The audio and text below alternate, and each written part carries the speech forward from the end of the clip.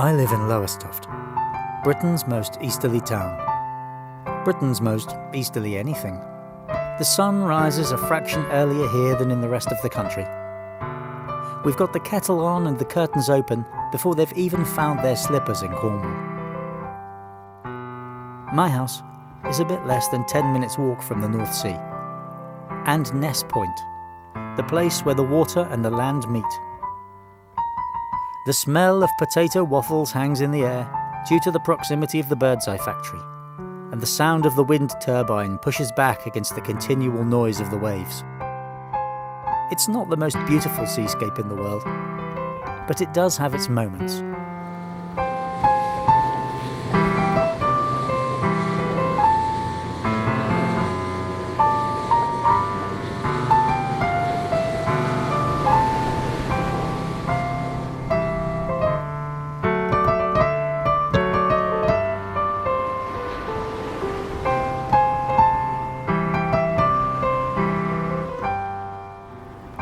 My name is Paul.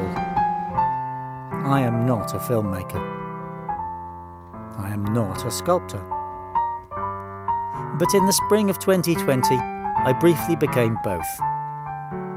In March 2020, the UK went into lockdown.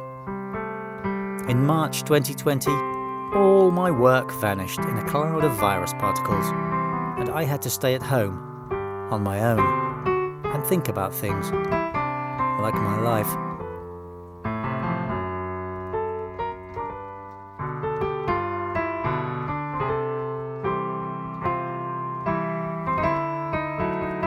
It was decreed that people could take one form of exercise a day, and I decided that a walk along the seafront would be a good way to get some fresh air.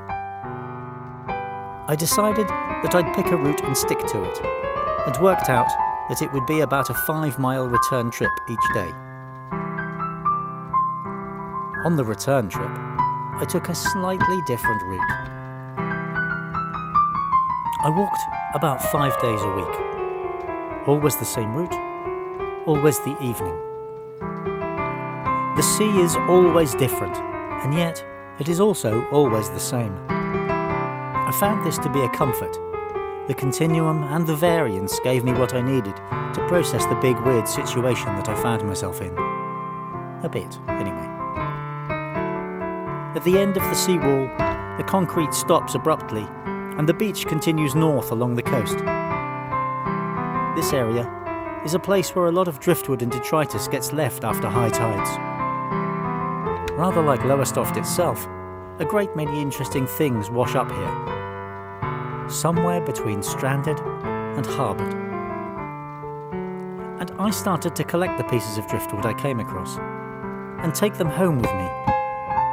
I had no idea what I was going to do with them, but I had to do something, so I did. I started painting stripes and blocks of colour onto some of the pieces. I think I was trying to impose order onto natural forces.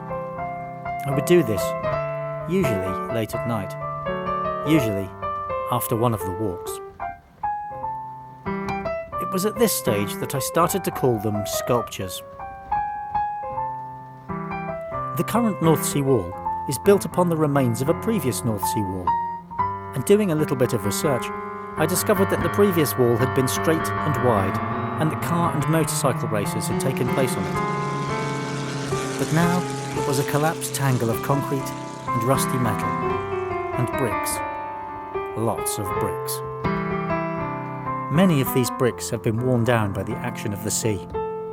I found them interesting. Another intersection between the forces of humanity and the power of nature. Since childhood, I have collected stones with holes in them from the beach. And I think about the primal forces that created those stones. And the holes. The creation of the empty space being equally as important as the creation of the solid matter.